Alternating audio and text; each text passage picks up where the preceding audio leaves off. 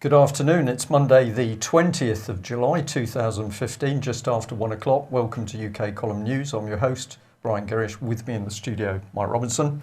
And behind the technical desk is Nick Green. Well, what can we say about the weather? Just that we had a very, very nice weekend down in the southwest, Plymouth area, lots of sunshine, absolutely glorious. And we're going to leave it there because today we're in the depths of foggy, drizzly, rainy, grim, cold summer in England. But there is some sun on the horizon. Well, indeed, the sun, in fact, and things getting pretty hot for the royal family, it seems. So what have we got here? Edward VIII there, showing various other members, including the future Queen Elizabeth II, how to salute in the correct way. Would that be what was going on? I would think so, yeah. For them, anyway. And it seems like the assumption here is that the future George V was holding the camera at the time. So clearly a reasonable acceptance of Edward VIII's political standpoint at that time. And as you can imagine, the Sun here claiming a world exclusive. This piece of film footage appears to have disappeared out of the Queen's private archives, which of course are locked and not available to members of the public. Many of the newspapers echoing the Sun's apparent disdain of this situation. Some newspapers, including articles which are trying to put another spin on the whole thing, of course. But the allegations of connections between the royal family and the Nazi party have been going on for a long time, and of course not just with the Queen herself, but Prince Philip. And we've got to remember that Prince Philip's, after the family was exiled from Greece, they went to Germany, and all four of his sisters married German aristocracy. Bit of a mix, really, in terms of their support for Hitler. Prince Christoph there, who married Sophie, he was absolutely SS. He was part of a special intelligence operation run by Goering himself. He was a senior SS officer and held the rank of Oberfuhrer in the SS. Gottfried, one of the other brothers-in-law of Prince Philip, served in the German army. He was invalided out as following injury received on the Russian front. So I suppose at least you could say that he was serving his country as best he could. He wasn't really part of the Nazi regime, as it were. And Berthold there, he set up Schloss Salem School, which Prince Philip attended while it was actually in control of the Hitler Youth and the Nazi Party. He served. He visited that school for 2 terms. And then, of course, went to Gordonston, which was the sort of the subsequent school that was set up in Scotland after the Nazis took over Schloss Salem. So, and we know that I can't remember which one of the other brothers it was. Was it? It was Gottfried, wasn't it? That was killed in the plane crash, and that was the plane crash that resulted in the funeral that Prince Philip attended when he was 16 or 17. That Private Eye showed the photograph from. So many connections there, and of course the Guardian at the weekend, as while they were putting the other side of the story, they were also putting this as well, and demanding that the royals open the archives on family ties to the Nazi regime. And they were quoting London historian Karina Urbach, who has just published, perhaps as a coincidence, published this book, Go-Betweens for Hitler. And really, the questions are being asked in a pretty stern way that at this point, what are the royal family, what are their connections to the Nazi regime, and it's about time they came clean on the whole affair. Well, I certainly think so. Of course, this is a very, very emotive subject for many people because, as our press would have us believe, millions in the country still love the royalty. Nothing really wrong with the idea of a royalty. It's the people who are filling the post that seem to be the problem to me. But isn't it remarkable how we've got the mainstream press playing with the minds of the public? So you ram out an article which is absolutely hammering the royal family, And then you put out another load of articles saying, well, of course, it's not really like this. Cognitive dissonance for the public mind. Well, this is the whole issue of balance, because what it does is promotes lies with the same vehemence as you promote the truth. So that's what balanced reporting means, of course. At the end of the day, the Sunday People here, as you pointed out earlier on to me, Brian, I just thought there was a certain amount of hypocrisy in this headline. Livid Queen demands to know how the leaked Nazi salute film, how it was leaked, and says, I have been betrayed. But of course, this is the lady who has utterly betrayed the oath that she took at the time of her coronation, and betrayed the people of this country. Yep. Mediatisation, that was the phrase I was looking for, I think, on Friday, and it slipped my mind, but of course, the Queen has accepted mediatisation, so she's given away her powers, that's treason, in order to keep the money and trappings. And where are those powers being given? To the EU, origins of the EU. Well, we get back to the Red House meeting, and surprise, surprise, we're back into the ideology of the Nazi Party. And of course, just post-war, we've got the start of the Bilderberg movement, when again we're back into Prince Bernhard of the Netherlands. Another SS officer. Another SS officer. So the evidence is beginning to stack up that really the British public has been sold a pup with a Nazi salute. And of course, while we're mentioning Bernhard of the Netherlands, we can't forget that Prince Philip and Bernhard jointly set up the World Wildlife Fund. So that it's not that the connections aren't there. I'm afraid the connections are all there, yeah. And what we need is more of the truth to come out into the public domain so that we can start to see how the British public utterly betrayed, not only by the British royal family, but of course this nexus of the establishment elite, which we'll mention a bit in a minute. Well, maybe we can move on from the Queen and her Nazi salute and just pop north of the border.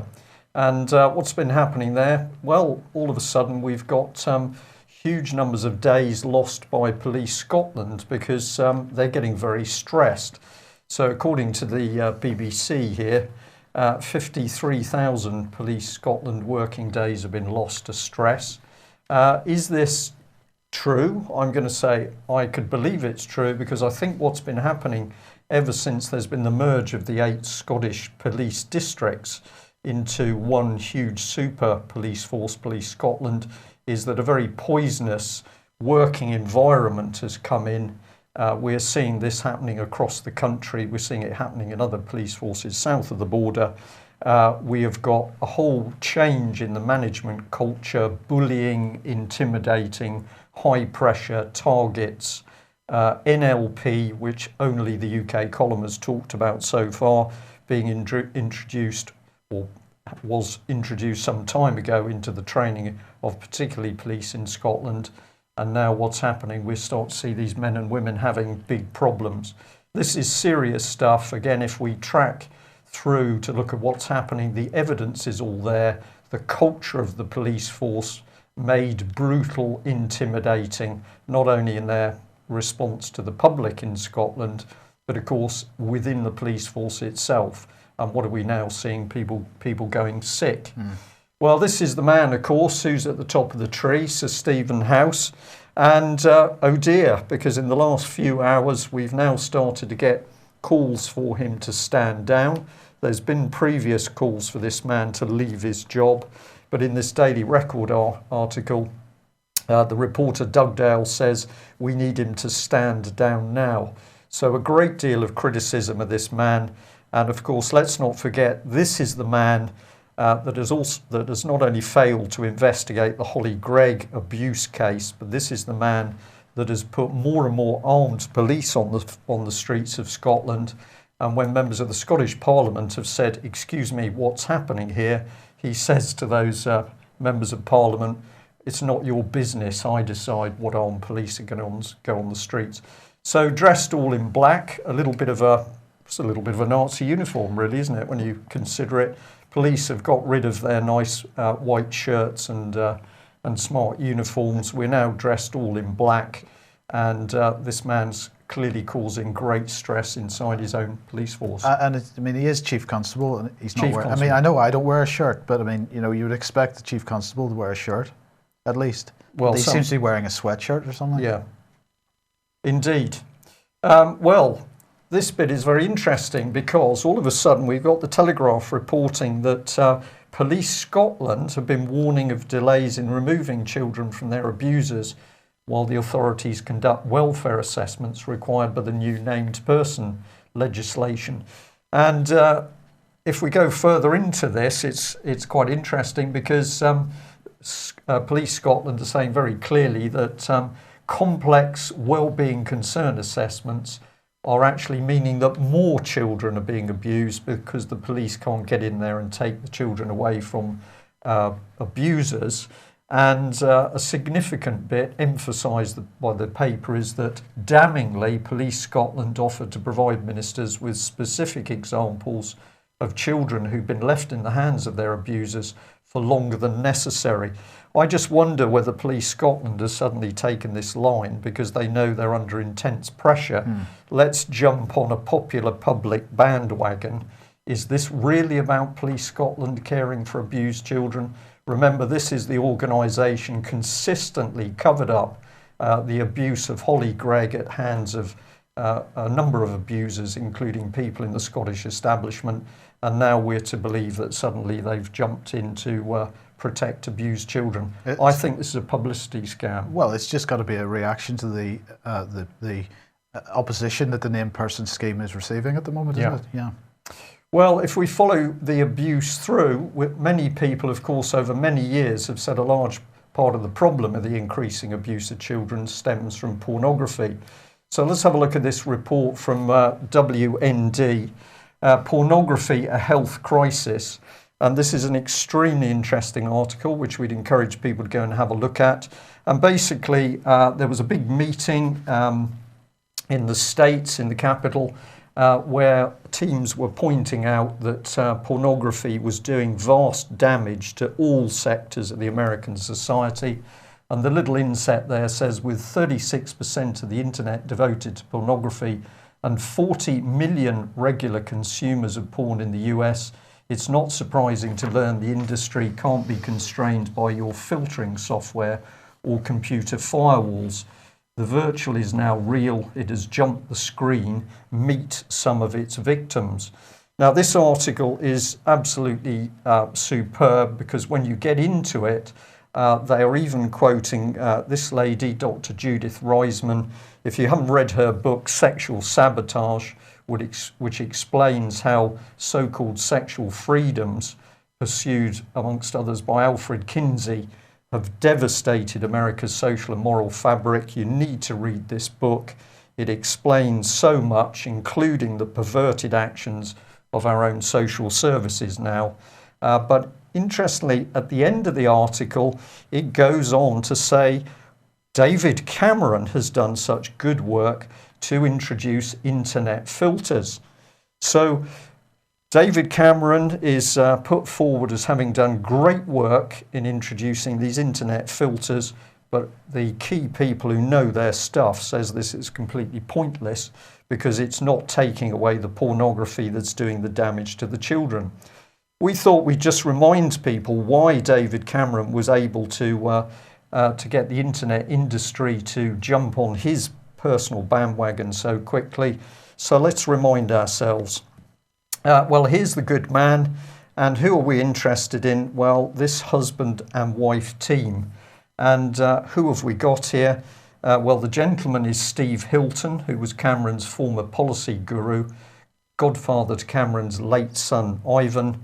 And the key lady here is Rachel Whetstone, former senior Google vice president for communications and public policy.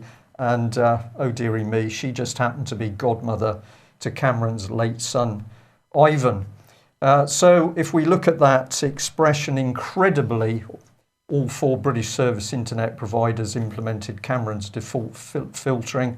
Well, no surprise at all, because Cameron figuratively in bed with Google and intimately related with very, very powerful people within the internet industry. But he put in the filters. What he was actually doing is protecting the source of this multi-billion porn industry. So pretty obvious what's going on here. And if we come in at a slightly different angle, the A Register also picking up on some of this stuff because it says that Whetstone was once a key member of the Notting Hill set in the Conservative Party, along with Steve Hilton. Talks about it being godparent. It then goes on to say that all three had worked together at the Conservative Research Department, and before being elected, Cameron and George Osborne had toured America on a jaunt where Google picked up the tab. The Guardian reported that Cameron returned sounding a little breathless, like a love-struck teenager. So what they're saying is that Cameron absolutely under the thrall of Google. And it goes on to say that Whetstone would have been running Number 10's office if it hadn't been for an ill-judged affair with Viscount Astor in 2004. Oh dear, he just happens to be Samantha Cameron's stepfather. So we say elected democracy, no, this is an incestuous political elite. It's almost as an incestuous and sort of, it's a bit similar, the nest of little vipers as the royal family and the Nazis, really, isn't it? Well, I think the links are there, Mike. I think when you start to pull apart factual information about the connections between these people, you find a magic circle. And as we're going to be talking about, the middle of that magic circle is pornography, the abuse of children. Well, let's come back to WND. And we just remind ourselves, they're saying that basically 36% of internet is devoted to pornography. What has the BBC been up to? Well, encourage people to go and have a look at the BBC website, where they have a whole lot of advice for us. And if you look at the top of the screen, it's a little bit small. The BBC is helping us get through life. We don't know how to do it on our own. We need the BBC, and we need the BBC to talk to our children. What are they saying at the bottom? They say, the BBC says, I believe in freedom of speech and expression, and sex is natural. Where's the harm in the pornography? Well, the BBC gives this reply, if we can just bring it in. Sex is natural, and banning porn could make talking about sex even more taboo, but pornography is very powerful. What the BBC is really saying here is that sex is natural, and therefore talking about sex is natural. Therefore, banning porn is equivalent to banning natural talk about sex. So in my view, this is clearly, this is NLP at work, where they are trying to say, oh, we can't get rid of this vicious porn because actually that would stop us talking about sex. I think this is deliberate manipulation of the wording. I mean, the issue for me with this is how hard it is for parents to make informed decisions or help their children avoid this type of material. It's practically impossible to avoid. Yeah. If Cameron actually wanted to do anything about this, and if the porn industry wanted to do anything about this, it would just put put themselves on a XXX domain. Correct. Which could just be blocked at the router by every parent in the country if that's what they wanted to do. Just block it all if that's what they wanted to do. Well, they don't want to do that, Mike, because they want the billions of income from the porn industry. Absolutely. And what I would say here is they may view themselves as having free speech, and this may be for them an issue of free speech. But as a parent, I think I should have the freedom to choose whether my children view this stuff or not. And so, you know, it has to work both ways. And there's a very simple solution. Do it. But they won't. No. Let's just have a look at that slide. I've just brought in a little overlay on the top. I'll read it. This is the BBC. BBC advice facilities are here to help young people with a broad range of issues. They're based on advice from medical professionals, government bodies, charities, and other relevant groups. Follow the links for more advice from these organisations. So this is the BBC that has consistently protected the paedophiles working within the BBC around the Jimmy Savile affair, and this arrogant organisation is now saying, trust us to advise your children on what's right for them. Well, if you think that's pretty disgraceful, let's remember NSPCC, because the BBC, desperate to promote NSPCC, and here we've got one of their gentlemen on video. And what was he saying? Well, he was saying that calls to Childline have doubled over the last year where these concerns relate to pornography. So we ask very simply, what is NSPCC doing to shut down the £1 billion pornography industry? Well, we haven't seen anything.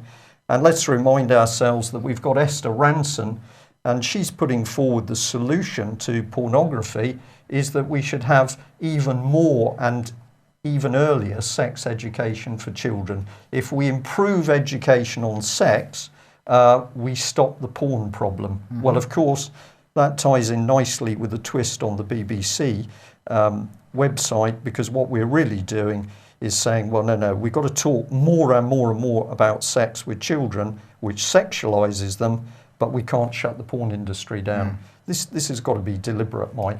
Absolutely. And it's being run by the British government and the British establishment.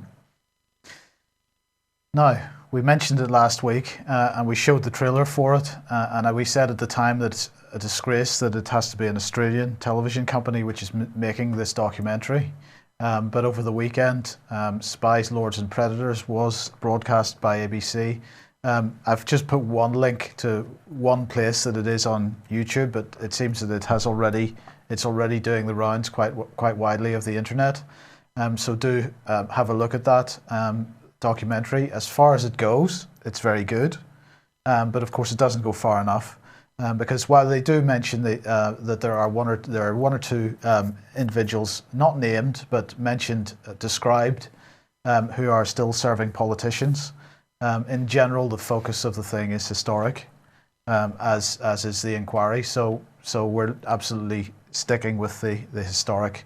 It's all something in the past. Indeed. Now, the Daily Mail, their coverage of it, which I mean, this headline gripped me a little bit, because Britain, a regular at paedophile parties, ex-Home Secretary named as abuser by alleged victim on Australian TV show.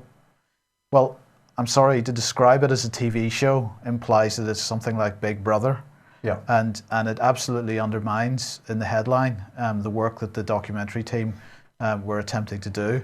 So I object to your headline, Daily Mail. It sucks. But they basically just describe how Britain was really the only main name mentioned, and they were describe the contents of the documentary. You can read it for yourselves. But better to just watch the thing, because, as I say, it does seem to be pretty freely available on the internet at the moment, and good job as far as it goes. Yeah, interesting also that Exaro, of course, claim that they've helped in it, because it's Exaro that's put forward the gentleman, I think it's David Henke, who was boasting about a year ago that he was the one who produced the evidence that could be used against Ben Fellows. So I just find this fascinating that we didn't get investigation by Exaro, but they were very quick to jump on the police bandwagon. Same police who, of course, have shut down the Hampstead case. But is this Exaro, or is this simply Mr. Henke? I'm not sure. Well, the Ben Fellows case, of course, starts today. So, what we've heard so far is that they're selecting the jury today. The jury, anybody that's a member of the Conservative Party, as you might expect, has been asked to remove themselves as a potential candidate for the jury.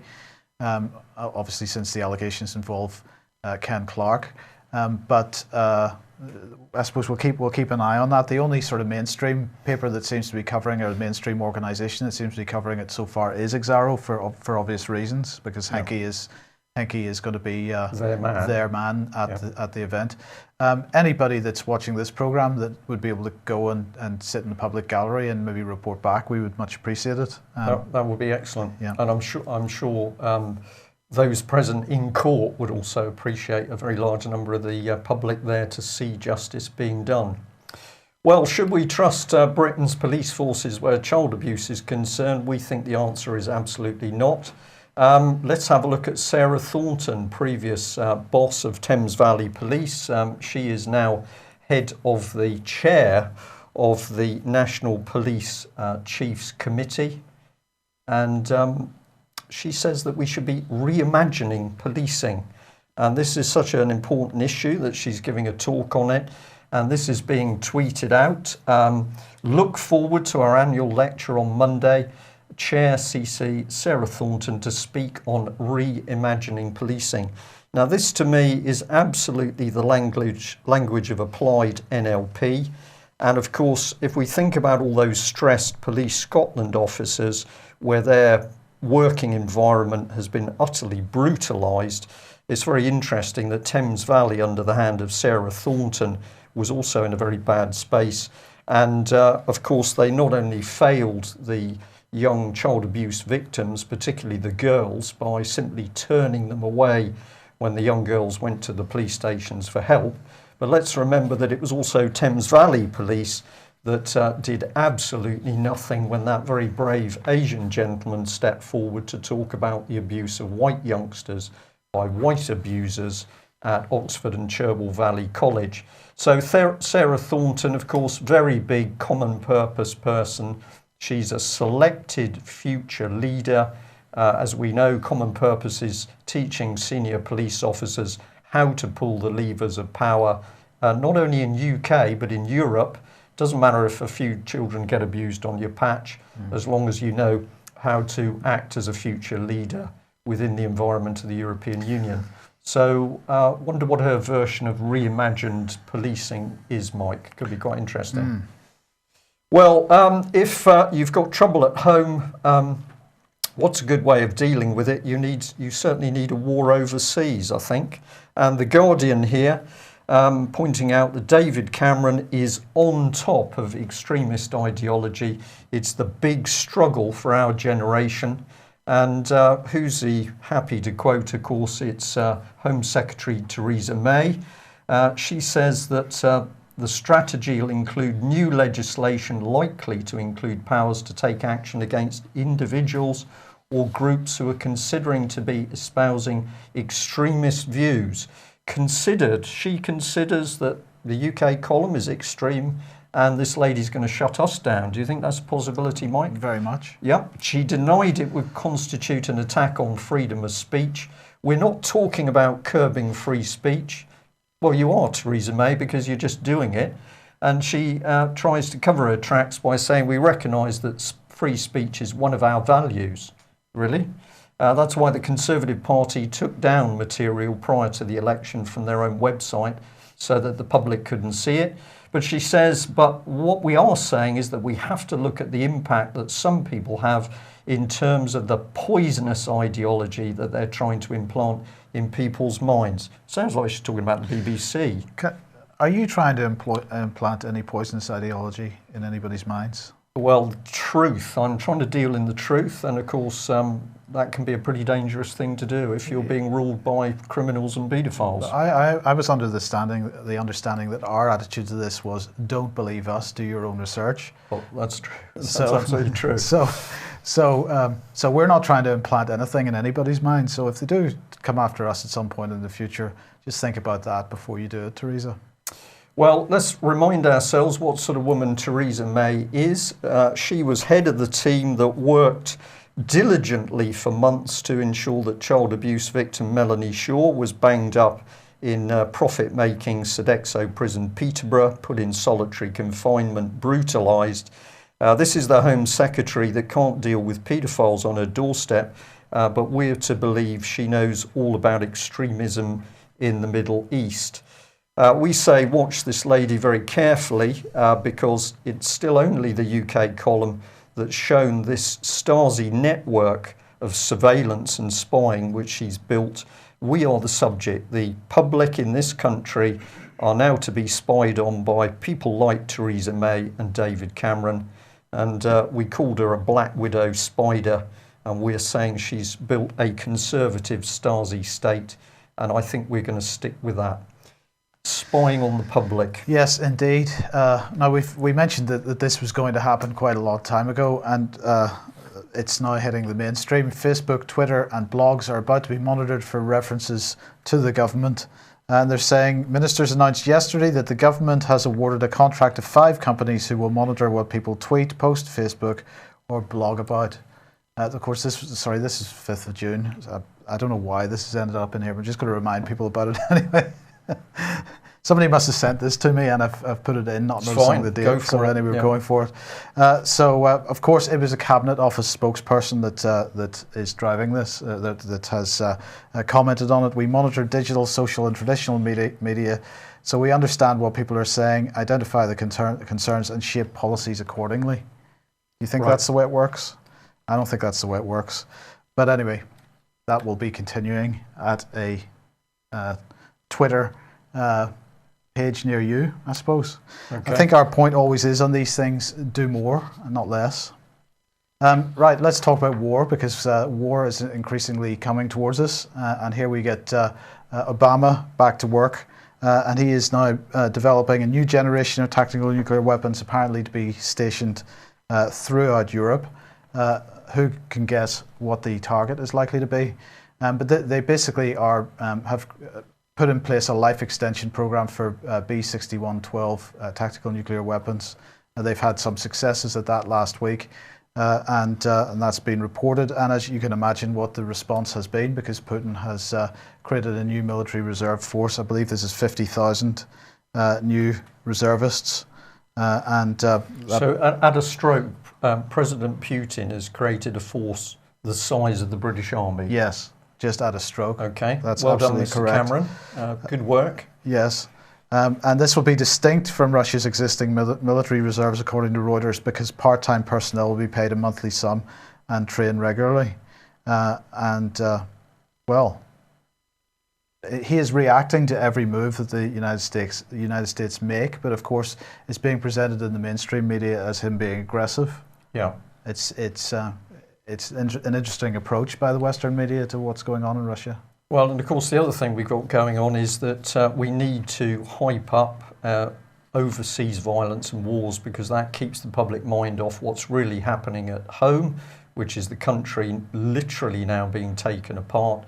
And who are the people running us? Well, we know they're criminal. We know they're the sorts of people that will fiddle their expenses. But oh dear, it looks like they're the sort of people who are not only covering up for paedophiles, it appears they're involved in it. Just before we leave that, I should just point out that the Russians, of course, have frontline troops, 750,000 frontline troops. Indeed. Yes. Well, we're just going to have a look at what David Cameron's been up to, but we just come back to this one here. This was tweeted out, and it's the Telegraph saying that Cameron has unveiled his 5-year plan to tackle extremism. So we're just going to go into this again, because you'll see where it leads. My 5-year plan to tackle extremism. This is King Cameron at work here, isn't it? We don't have any other politicians. We don't have any advice from senior military people in UK. In fact, all we now hear from our sources at the Westminster end is that senior military personnel are totally excluded from decisions made by the government, and we've basically got decisions simply being made by Cameron. Is he giving away his true ideology there? Because another world leader had a 5-year plan at one point, didn't he? Well, I think since Cameron's in bed with Common Purpose, and has been for quite a long time, we know that roots of Common Purpose take us back into Marxism. Yeah, I think we could Stalinist 5-year plan, or do you want to go the Nazi side? No, that was what I was thinking, yeah. Okay, well, let's bring him and his pointing finger back on screen, if you will, Nick, because this is one of the key things that he's said, is we've got to do something, because apparently 700 Britons have joined ISIL. But I'm puzzled on this, Mike, because I really can't understand what the problem is, because a few days ago, we showed very clearly that on a YouTube clip, President Obama was addressing the media in the States, and he was basically saying that he was going to speed up American support for ISIL. So there's a bit of confusion here, because David Cameron says, oh dear, ISIL's a threat and we've got to worry about that. But his mate Obama is busy saying, well, we're pushing more and more support from America into them. Do you think they talk at all? I think what's going on is this, that they are deceiving the public, and they're not actually attacking the terrorists at all. I think they are supporting them.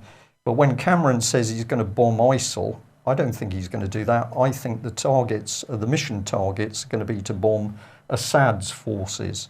So this is, in my view, utter deceit. And there's a key question: if Obama is supporting ISIL, how come Cameron is saying we should be worried? Well, actually, which I want to ask you about this, I might as well do it on air because it's a good place to do it. At the end of last week, of course, there was a bit of furore because it turned out that some British military personnel embedded in US military services were bombing Assad's forces. And of course, opposition MPs were making a big deal about this because of the vote in Parliament, which said British forces would not take part in bombing Syria. And the government's attitude to this was that, well, actually they're embedded and therefore they operationally work under the chain of command of the United States. And that was the terms on which they were taking part in these bombings. Yeah. Which is the correct view, in your opinion? I'm going to say I don't know at the moment because it's so confused. Are we looking at half-truths? I'm going to be honest on camera. Are we doing half-truths, or are these people receiving intelligence which is incorrect? Are our politicians being deceived by what we'll call black military ops? I think we've got to continue digging, but what we can see is clearly the public are not being told the truth, and that's where I'd go on that one. Well, what about this? Because if Cameron is doing what he says he's doing, if he's really concerned about Islamic terrorism and the rise of Russian aggression in Eastern Europe, why would he do this? And of course, this man is selling off British military equipment like there's no tomorrow. Tanks are going, Nimrods have gone, the Harriers have gone. This man is single-handedly shutting down the British military whilst he's saying that we should be very frightened that we've got terrorism and a war in Europe coming. Some of the comments, of course, pick up on this. So the Nimrod program here was scrapped in 2011, causing controversy. Gap created, people in the public picking up the problems, and these comments go on. But this one is significant because the person here is saying, hang on a minute, we the public have already paid for these assets. They're ours. So what's David Cameron doing with them? And of course, this goes on. It's not just equipment, because if you go and have a look at this excellent Urban Ghost site, they've got a whole series of articles showing the close down of Cold War military infrastructure. So you've got whole airfields just being shut down, abandoned, neglected. But Cameron is doing this while, with the other hand, he's ramping up war overseas. Silence, because there's nothing you can say. There's nothing you can say. It is all part of the larger infrastructure sell-off, the larger state asset sell-off, which we are hoping to get some answers on pretty quickly in terms of the scale of it. Yeah. But this is just to remind everybody, this is what Osborne said in the budget, that this year the asset sales of state assets will be a bigger privatization, the biggest privatization since 1987. Yeah, is what he said about it. So we're trying to get some detail on the scale of that, and we'll let you know in due course. But it doesn't just apply to the military, and it puts Greece in the shade, really. Okay, well, a bit I'll add to that is that an interesting developing story we're hearing at the moment is, of course, that the savage defence cuts are particularly hitting British aerospace military equipment giant. And what's being rumoured at the moment is that these cuts are going to do such damage to British aerospace that it will be hoovered up by Lockheed Martin and possibly another overseas country, I think from the Far East. Now, this is already causing consternation amongst senior levels of British military.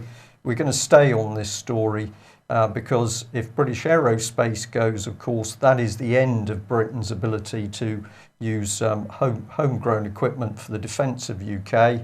And this would appear to be a deliberate conservative policy. So we'll report more on that. We'll also remind people that the Lockheed Martin F-35 project, the aircraft that was supposedly going to equip our aircraft carriers, still absolutely not working, not performing. So David Cameron, in a calculated way, totally shutting down Britain's military at a time when he says that we face some of the biggest threats ever. Is this the work of a madman, or is this a calculated reframing of the public mind? Calculated. Calculated. I go with calculated. And the last bit we'll say is that don't forget that now we've had independence for Scotland, we've got Wales operating as an autonomous unit. The next part of the EU plan has been carried out by David Cameron, and that is devolution for Cornwall.